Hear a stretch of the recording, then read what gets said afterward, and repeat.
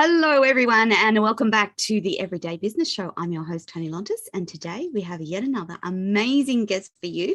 But before we get on to the show, just a reminder, if you're listening live on LinkedIn, Facebook, YouTube, Twitch, and Twitter, we have the lovely Peo in the Philippines ready and waiting to answer your questions, take your comments, and provide you with links to anything that we talk about on the show today. A reminder too that you can rewatch the shows on Binge Networks USA, on Hero Go TV USA, and on the Tony TV channel app available on all LG, Roku, and Samsung smart TVs across the planet. Now, this is actually our last Everyday Business show for 2021. And I am delighted to be sharing the day with you, and more delighted to be sharing the last show of 2021 with my friend Nicolette Minnie. Now, Nicolette is a very special female entrepreneur, and she is the founder of a femtech startup called Mell, a platform designed to reduce the invisible weight or mental load of thinking about and planning for the entire family by structuring, reminding, and sharing the load.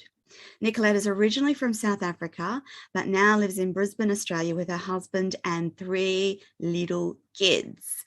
Following an international move from the UK back to her homeland in South Africa with a 10-week-old baby and a 2-year-old toddler, the mental load of everything that was needed to be done and remembered erupted. And so she set about to find the solution, and that solution is Mell. Nicolette's favorite quote is, "Not all storms come to destroy. Some come to clear a path." Why does this inspire her? Because in Nicolette's life, there have been some significant storms. Life isn't fair. In fact, life can be somewhat downright unbearable. And at that moment, all we want is for the storm to pass, or to scream out and rage against the unfairness of the storm. But Nicolette has learnt that if she allows the pain to be her teacher, to walk into the darkness instead of fearing and denying it, she will learn something new, grow in character, break open and find something within that needed to come out. Not all storms come to destroy. Some come to clear a path. Good afternoon, Nicolette, and welcome to the show. Good afternoon, Tony. Thank you. And I'm so privileged to know that I'm the last one for the year. That's quite something nice. I didn't know that. That's great. I'm grateful to have gotten this far in 2021. And whilst I'm incredibly excited about 2022 and what it holds, the last couple of years have been incredibly trying for many, many, many people. And I know in talking to lots of others that people are fatigued and weary and COVID exhausted and everything else that's been going on. So this year, normally I just take a little break. I'm taking a little bit bigger break from my live shows, just to have a breath and breathe and be prepared for 2022. And I'm delighted to share this last show with you, Mell. So let's talk about that journey. You were living in London and pregnant. And so I'm assuming that you started in South Africa and you moved to the UK. There must have been a good reason to do that. Well, people often ask me that and they say, why London? And I say, well, because they let us in. And it's and it's the truth. We wanted to come like Queensland. Like Queensland, Nicolette.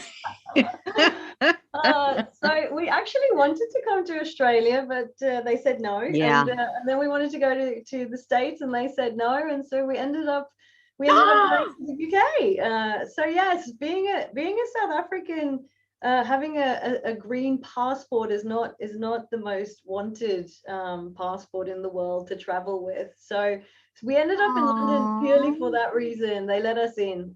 So we left in 2004. I told my mother-in-law that we were only going for a year. 10 years later, we were still there. And so yes, I became a mother to our eldest Isabel, and then we got pregnant with our second, and I was 34 weeks pregnant when my husband said, "That's it, I can't do this weather anymore. It's too little. We're moving back to South Africa."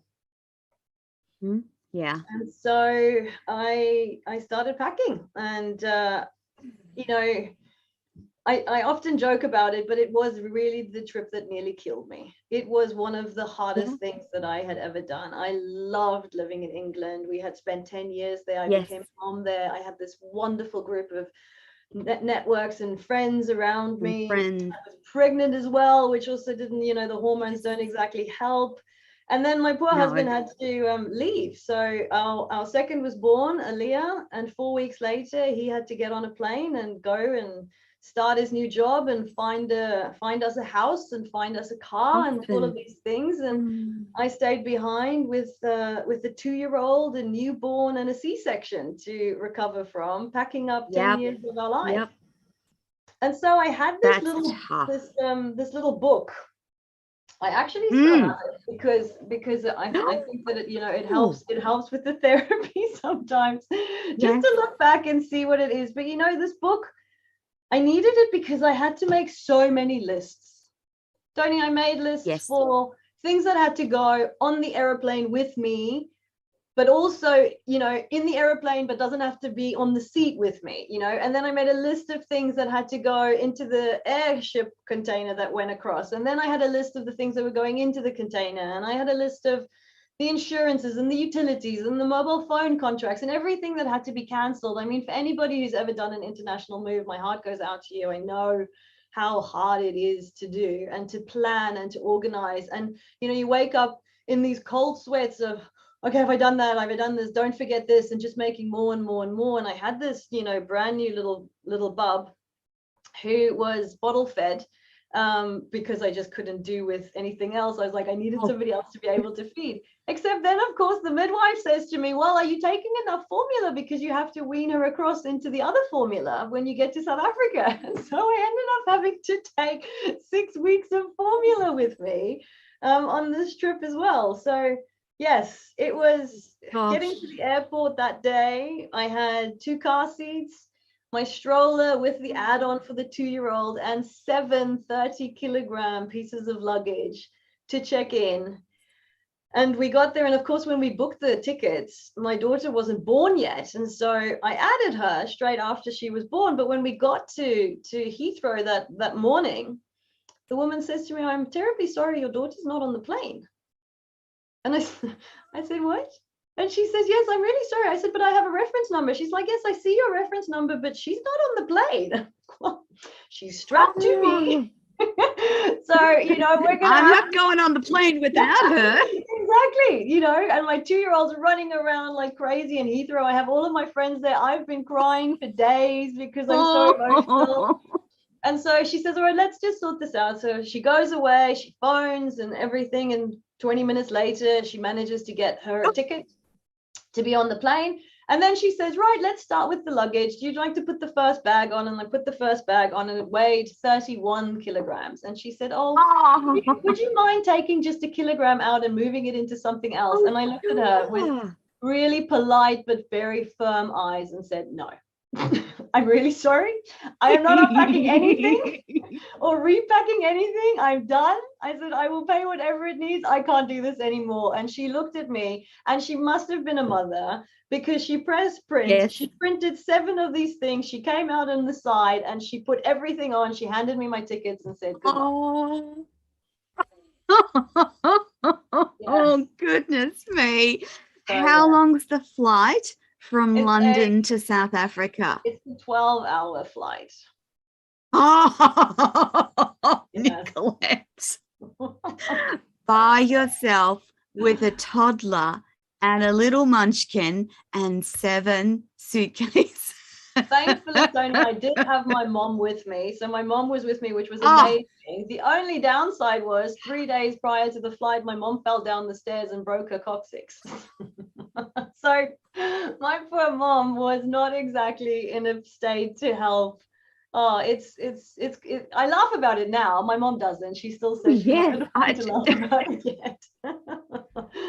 12 hours sitting on a plane with a broken coccyx. Oh my God. Yes. Yeah. No. Wow. Okay. So you got there, and I'm hoping hubby was there to greet you off the plane. Hubby was there, and at first he couldn't understand why I told him to bring 2 cars. and then we got there, and we got to, and the luggage all came out, and I called some wonderful helpers over, and they helped, and they had 2 trolleys, and I had the stroller, and so forth, and we walked through the gates, and big Love Actually moment. He's there, and he's all excited, and he's just the stroller, and he's like, oh, you don't have that much stuff, and then the next moment these 2 people come from the sides with 2 trolleys and park it, and he went, oh. Okay, I see. So yes, he was there, and it was lovely, and I'm assuming he had a house for you to go home to. We had an empty house, so we had no furniture in the house. And we had borrowed, my bestie, whose parents still lived in South Africa, managed to give us all of their camping equipment. So we had camping chairs and camping kitchen, and blow up mattresses to sleep on. And of course, I had in one of my 7-kilogram bags, I had a pull up a cot for the little one. Bassinet, Yes. So yes, we and my little one, my 2-year-old, just rode around on her little scooter around the house because there was nothing in there. It was empty. Perfect. Oh, it was good. It was good. So I'm assuming it took a while to settle into the new house, but then what happens? What did you get organized pretty quickly? Yeah, so Tony, I was incredibly fortunate that I actually managed to keep my job from London. So I actually remained the European marketing manager for a great company. And so they said, look, take your 3 months maternity, move country, settle in, and start in January. And so that's what we did. So we set up house, the containers came, we unpacked, etc. And so very quickly needed to go find daycare for the 2-year-old, and then I went and found a nanny for the baby because she was still really little.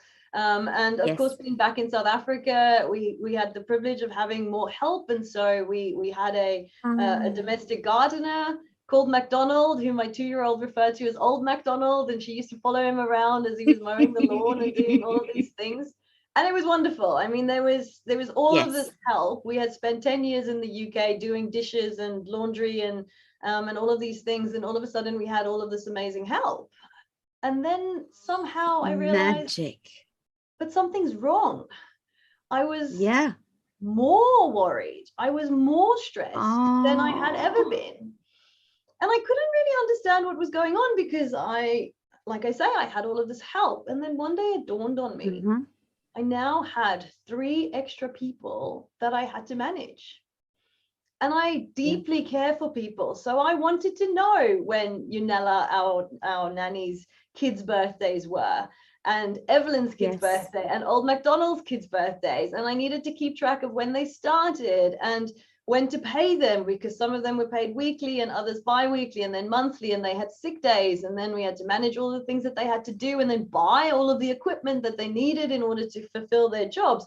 And so I was so overwhelmed with managing my household, and my husband, bless him, would come home, everything was done, and he was just living his best life, playing with the kids. I mean, he still did bath time, he always does bath time, did bath time with the kids, but it would come out and everything was done. The house was clean, the dishes were washed, the dinner was cooked, it was all great. And I was like a little bit twitching because I'm just so stressed.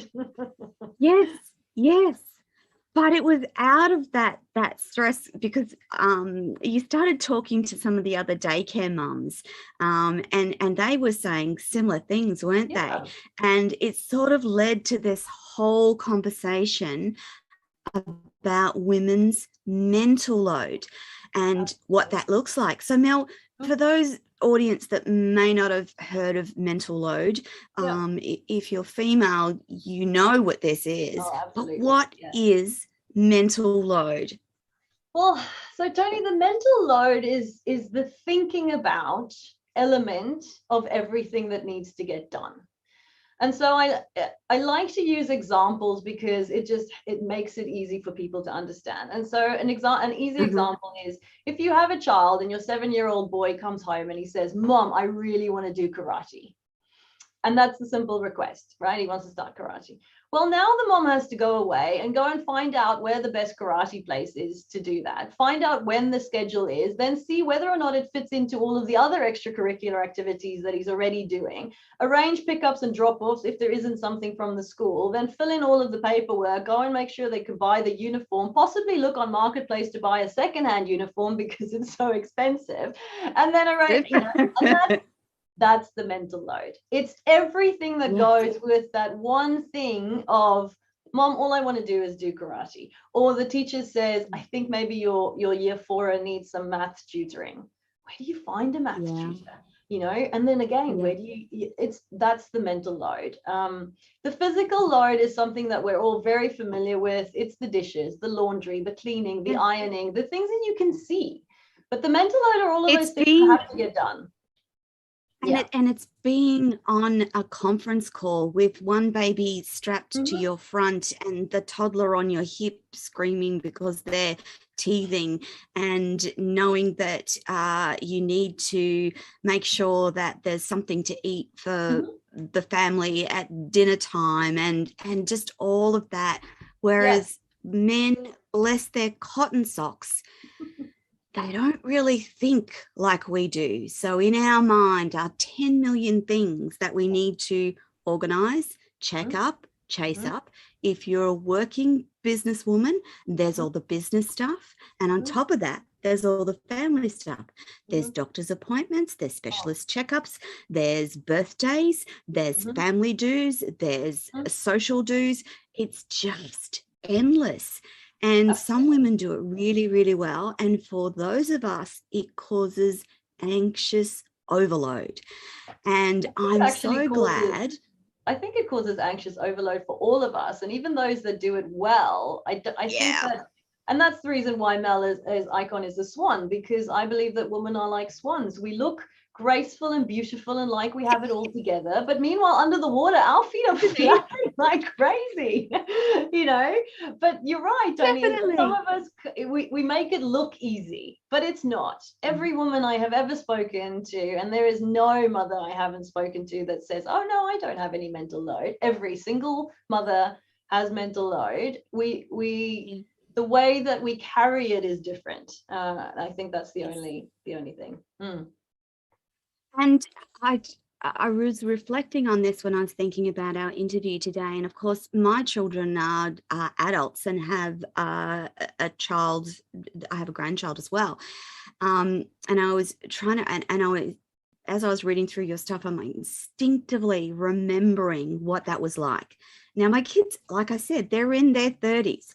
But instinctively, I could reflect and remember exactly what that feeling was like. And then I started to reflect, how much has that changed? And I'm like, not really a lot, because I'm still the keeper of the birthdays, the family get-togethers, all the business stuff, plus husband's appointments, whatever is happening. Plus we've got animals, and then there's all the animal stuff, like when are they due for their vaccinations? When are they due for a vet check? How long since they've been wormed? Like it just goes on and on. Absolutely. And you're right, there's women out there that just look so peacefully calm and got it under control, but I'm sure that underneath it's just like there's a lot to do. And I've talked to my husband about this too, and his concern for the day is, what's for dinner? Yeah, What about the clothes that you need to wear to that business meeting in 24 hours? Are they actually washed, dried, cleaned, and ready to go? You know, that sort of stuff. They don't think about it. They just go to the cupboard and go, oh, clean shirt. Yes, that sort of thing. And it's one of the things that I truly do envy about men. I really do. yes, I've often heard of the nothing box that men have. You know, this box inside their minds where they can go to and just think about nothing. I think, oh, that must be amazing. Like, I don't know what that is. My nothing box is really full. It's full of a whole bunch of stuff. There's never, you know, and then, oh, but just don't worry about it. Oh, well, that's not helpful either, you know. That's, and I mean, Christmas is such a stressful time. I mean, you know, how many of us have different events that we have to go to, and then this one has a secret Santa, and this one has a stealing secret Santa, and then this one is that, and this one has a concert, and yes, yes, the concerts and the booking of the tickets and the arranging of the costumes, and that one needed and a red getting them there, and yes, and that's what I was actually reflecting on, and going back to Christmas time and the Christmas you know, end of year concerts and breakup days and the things that were involved with that. And you know, my daughter was doing ballet, so there was all the ballet stuff, you know, the shoes and the costumes and the makeup and the hair and the all of that is what I was reflecting on. And conversely, my son was in soccer, and there were breakup games and end of year trophy matches and awards nights, and a lot. And then, you know, I've said to my husband many times when he's sitting there, what are you thinking about? And he'll go, nothing. I said, what's in your head right now? Nothing. And I'm like you, Nicolette, and I'm like, how does that happen? How does that happen? I know. And then so we think they're lying. I know, but he goes, nothing is in there. And I'm like, wow. Just wow. That must be so good. Yes. Nicolette, why do you think that we don't talk about this more often and more openly? Well, Tony, I thought about that. I think women do. I think we do together. We definitely do. Yes. But I think that also I know for myself, in many cases, it's not that my husband doesn't want to do things. It's that he just doesn't know.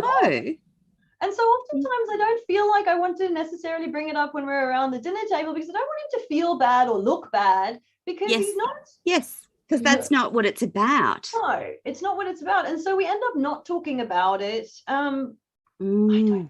It's a very strange thing. I mean, there's also there are quite a few men that get the physical load and the mental load confused. And so sometimes the men will say, well, I do my fair share. And they are referring to, well, I do the dishes and I do the cooking. I do the washer. Laundry, or you do the garden and I do this. And so they think in their minds, well, why are we even talking about this? Because I do my fair share. And then that's just going to lead into a fight when you actually have to start pointing out, no, you not doing your fair share.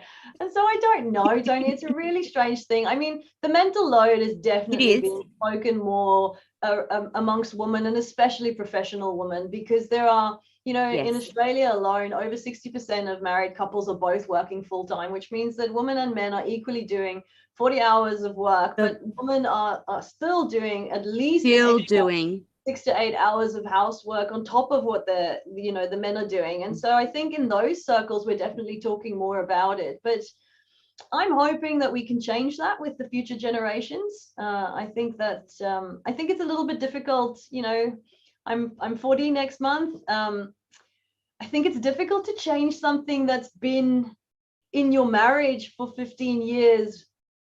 All of a sudden to say, well, actually, no, now I'd like you to book the kids' birthdays and plan them.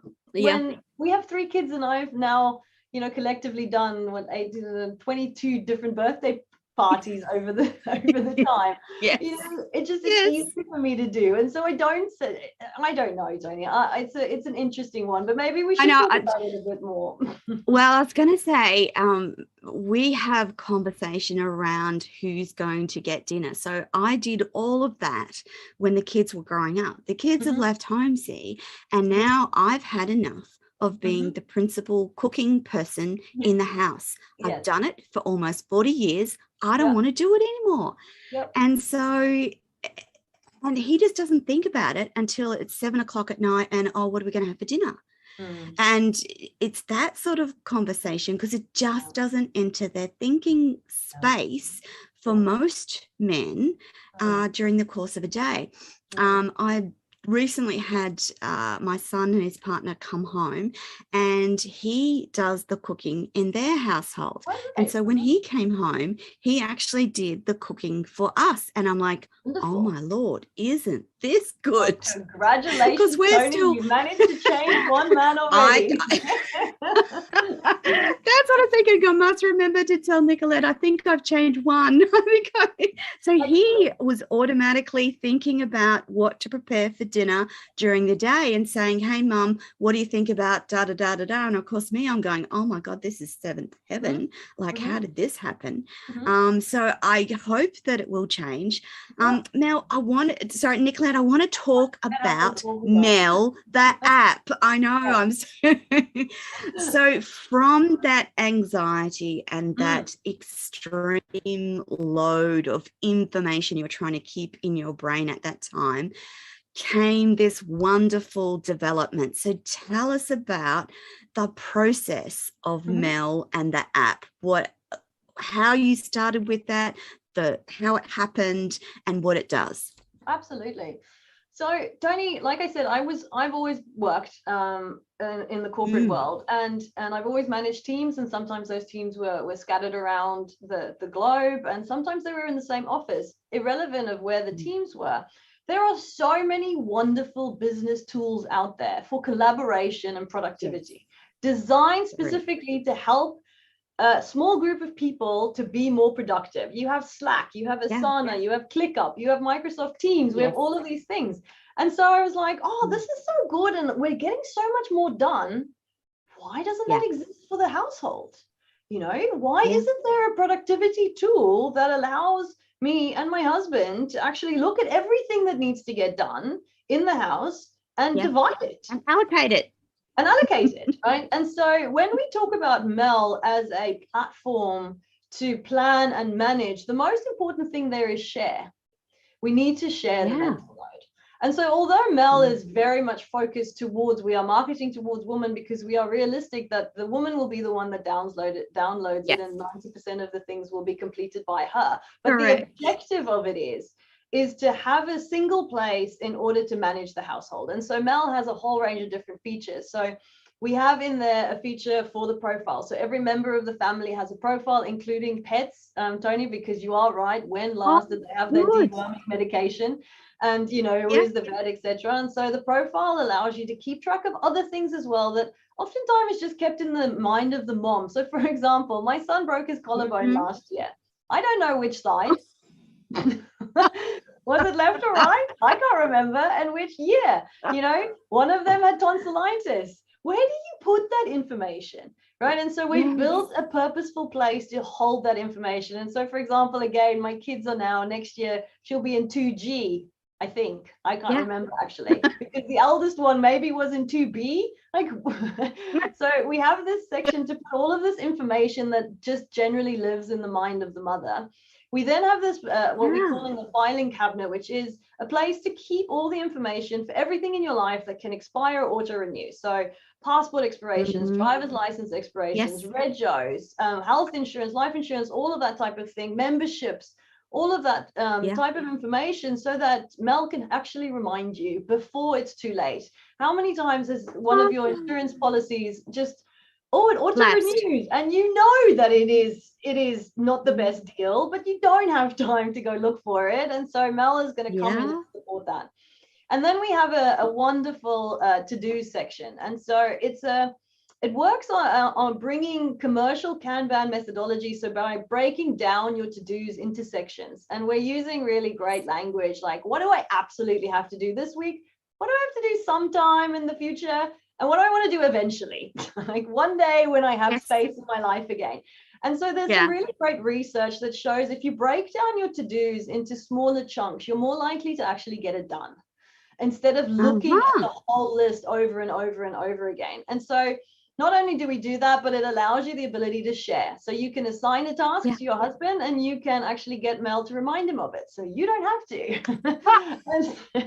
and yes, so and those are just some of the features that I'll talk about now. We have a whole range of other ones coming, but it's all about taking the mental load, which is more than a to-do list. It's more than a filing cabinet. It's more than just bits of information, actually putting it together, taking it all into one place, and then and hence why we call her Mel, having a Mel in your life, a personal assistant, because every mom needs a personal assistant, and you now have one, and it's going to be called Mel, and she will help you and remind you and suggest things for you. So, you know, when your anniversary comes up, she'll suggest, hey, it's 18 years, it's cotton, your husband loves golf, here's a really nice Lacoste shirt, and you can, so it's all about, it's all about being present for the moments that matter.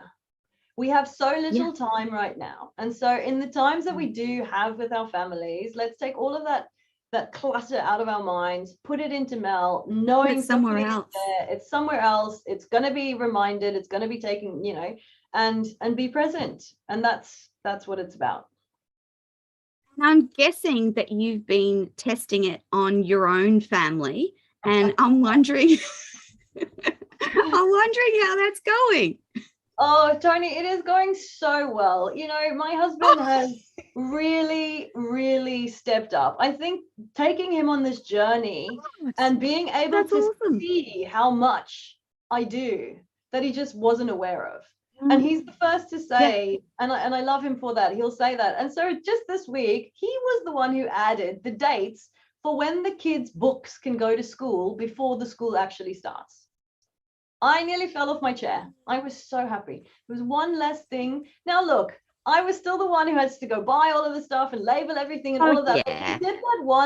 He did that one small thing, which was to add those dates in so that we knew when to do it. And that was wonderful. And he thought about it. And so no, he's doing really well.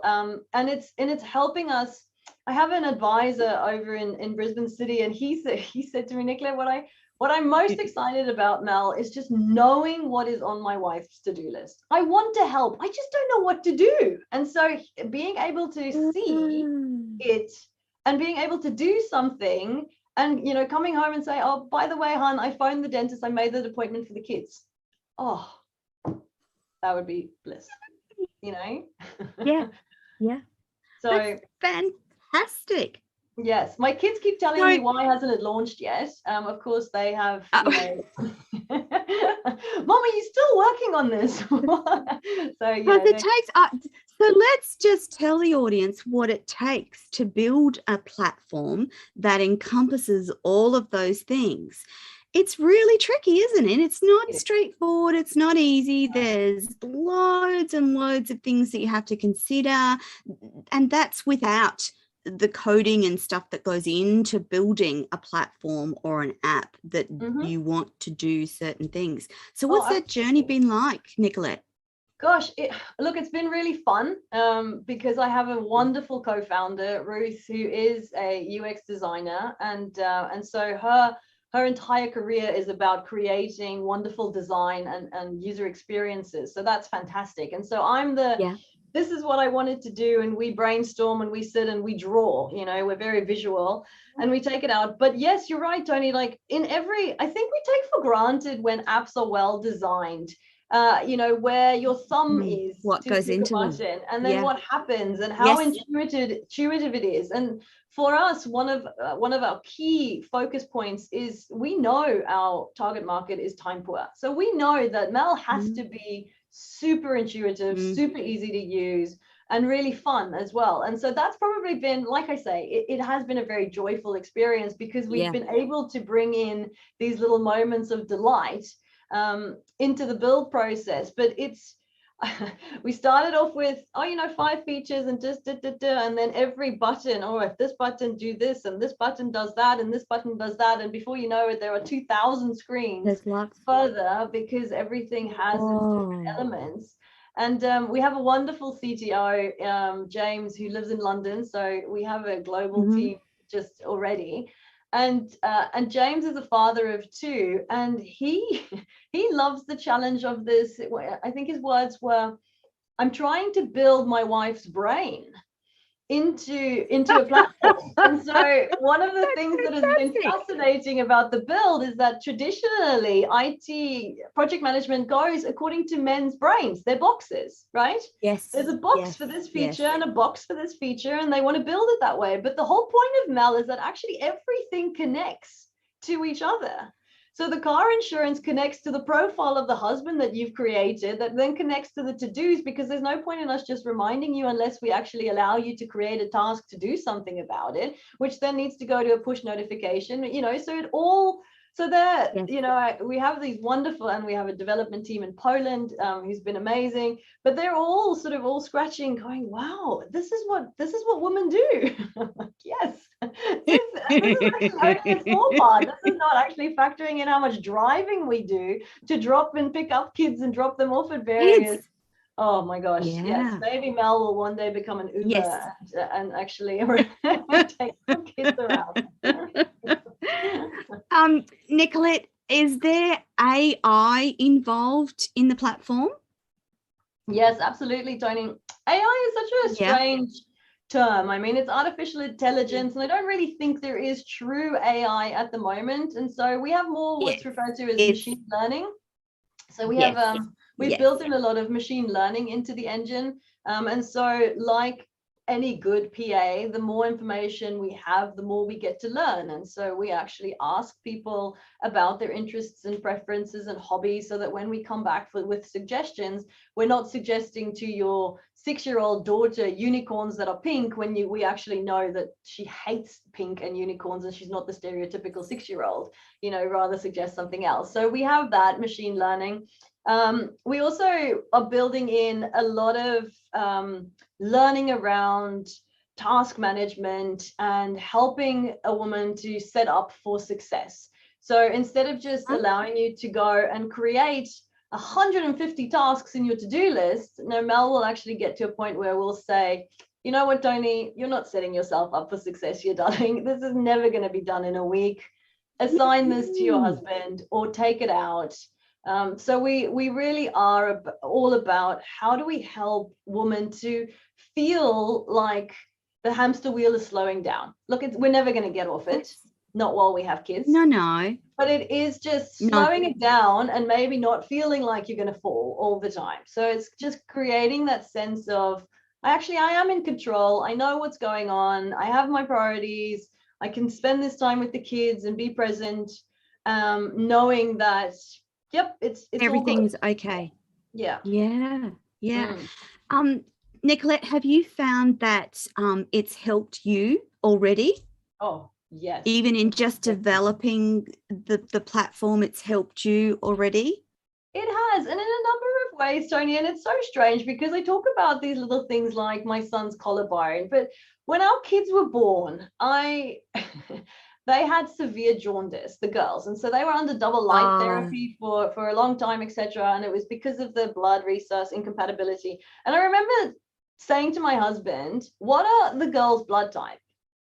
And he went, "I don't know." And I said to him, whenever you get asked, I want you to just remember, just be positive, just be positive, because they're be positive. And I knew that if I sang it to him, maybe he would remember. He would remember.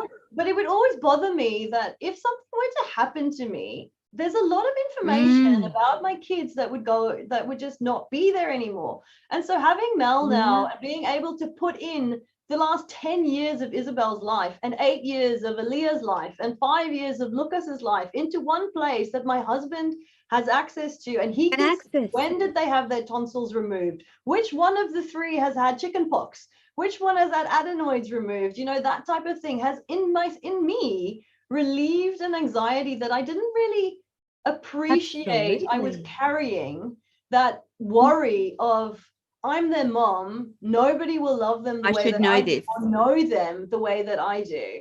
And so that has been huge for me to be able to use it. But then also on the day-to-day, like the day-to-day running of the household, and having our task list and having them tagged. So I can just search for the tags. So for example, we're going away next week, and I can just create a list of everything that we need to, and everything that has to get bought. And my husband came back yesterday and he bought the gin, and I was so happy because that's one less trip that I have to make, because I can't buy the gin off of my Coles order, you know. And so it was just so wonderful to be able to collaborate in that way, and really for him to also see on there without having to ask me, wow, this is everything that needs to get done before we leave next Wednesday.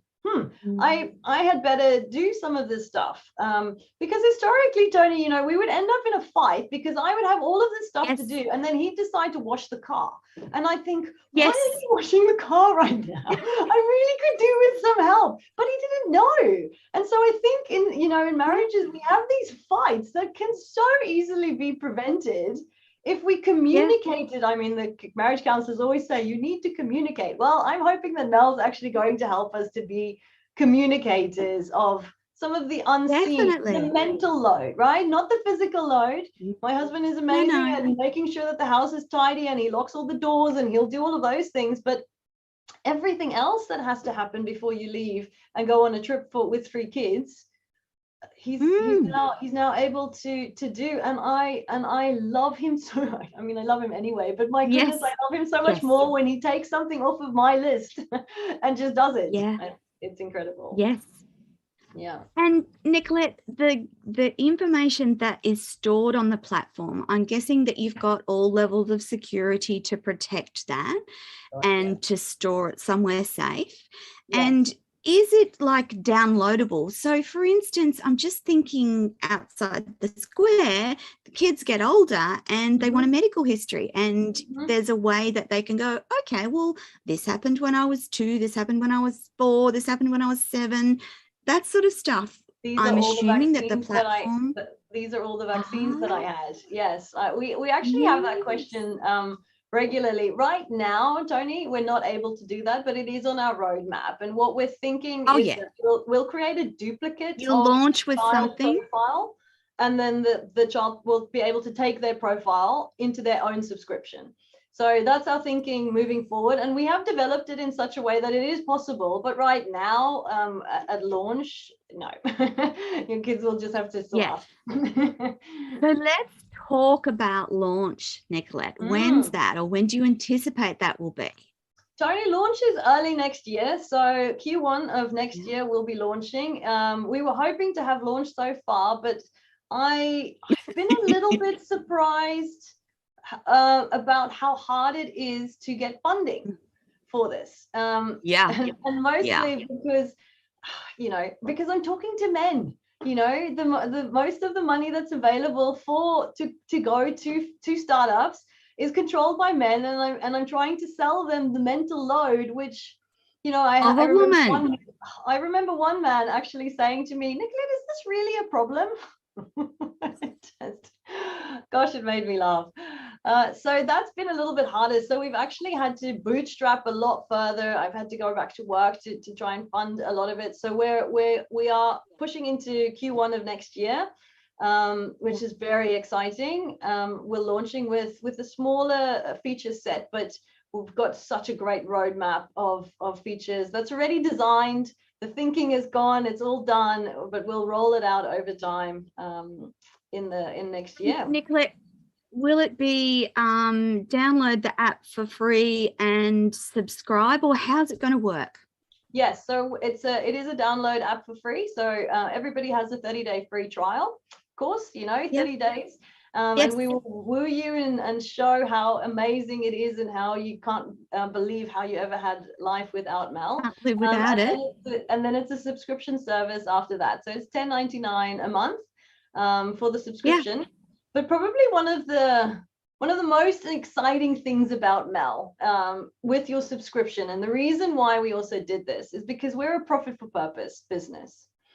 And so part of every subscription that a first world woman takes goes towards sending a mom in South Africa a text message in her native language of her children's vaccinations and her own contraception expiration. Oh, wow. Yes. Wow. That is something that amazing is incredibly dear to our hearts and what we want to do. And you know, the mental load, Tony, is something that every woman in the world suffers. It just looks different to the first world. I was just going to say, let's talk about the difference between first world and third world and the incredible mental load for our third world counterparts, like the women in South Africa, what they have to go through and why it's different. I think it's important for us to talk about that. So let's talk about their experience. It was something that, you know, when I moved back to South Africa with obviously a 2-year-old and a 10-week-old, I was really struck by. And so in England, they have the NHS, and I know some people complain about the NHS, but I think the NHS is amazing. It's the National Health Service over there. Correct. And, you know, when you have a baby, every woman, they send you physical letters through the post to remind you of your children's vaccinations. And of course, the postal service works amazingly, and so you get that.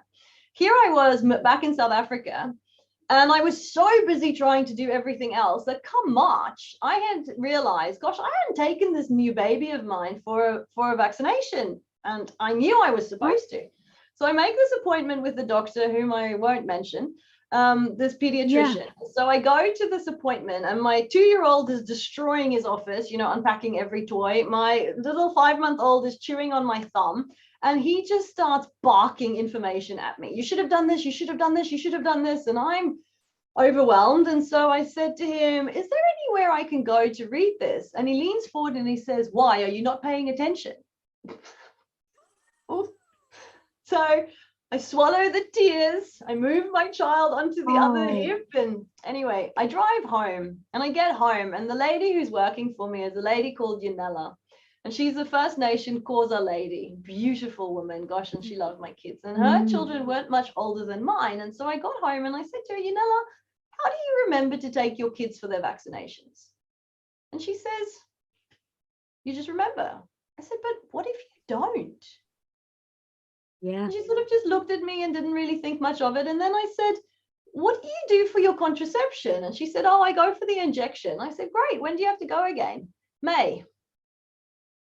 When in May? And she just said May.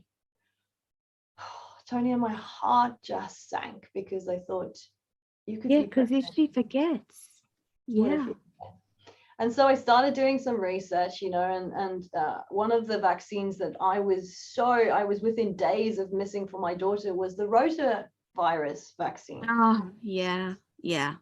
And, you know, I looked it up recently, and, you know, in Australia, we have had 16 deaths of rotavirus in 10 years. 150,000 children die of rotavirus per year in Africa. In South Africa? In sub-Saharan Africa. 150,000 children. And this is a completely preventable disease. The vaccines are available, you know, they're there.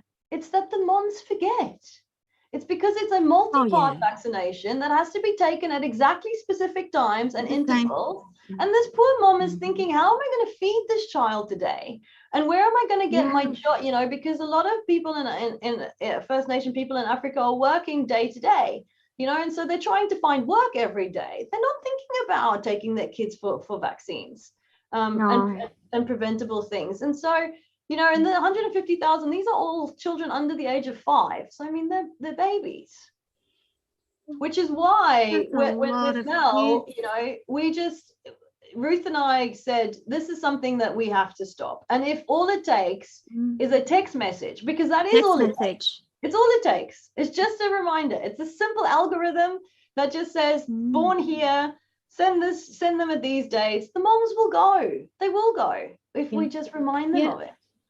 And so for us, we feel really fortunate, and a lot of the we have quite a number of pre-registered users already have said that our purpose and that about being able to know that this is going to help me, but it's going to help somebody on the other side of the world that I don't even know, to help to make sure that her kids are safe and that she's in control of the number of pregnancies that she has, and what they're doing. And so that to us is, yeah, I'm super, I mean, I love the idea of Mel, but I'm even more excited about what we're going to be able to do to help every woman with their mental load across the world.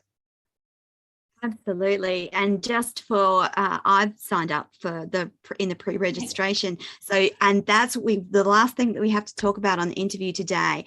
The link will be in all the notes that are attached to this interview. But Nicolette, can you tell the audience that are listening live, how do they register for Mell?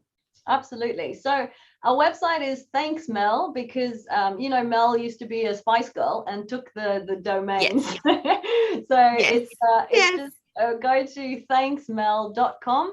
You can find out a little bit more about us. There's a pre-register button. We'd love to know a little bit about the women who are pre-registering, and we'll be able to let them know straight away once it's available on the App Store and the Google Play Store. So it's going to be available for iPhone and Android, and so that covers everyone across the planet essentially, doesn't it? And all the women across the world. It's global. It's not going to be related to, it's not just going to be available in Australia, but it's going to be available for women across the world.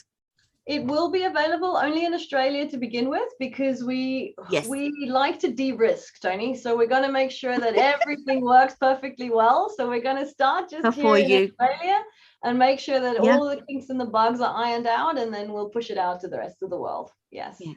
But people can still register from across the world, though. Absolutely, please do. And actually, the pre-registrations from across the world really helps us to understand where to focus our next efforts. And so that would be really, really wonderful if people could pre-register. So if you get lots of pre-registrations from the US, for example, the US would be the next place that you launch, or if it happened to be South Africa, it would be South Africa, and conversely across the world. UK, Nicolette, Canada, wherever. Because every mom needs help. It'll be in English to start with, but I'm guessing that there's plans in that a brain of yours for a translation into other languages down the track. So we've actually already architected it in order to facilitate very simple translation. So it's built that way.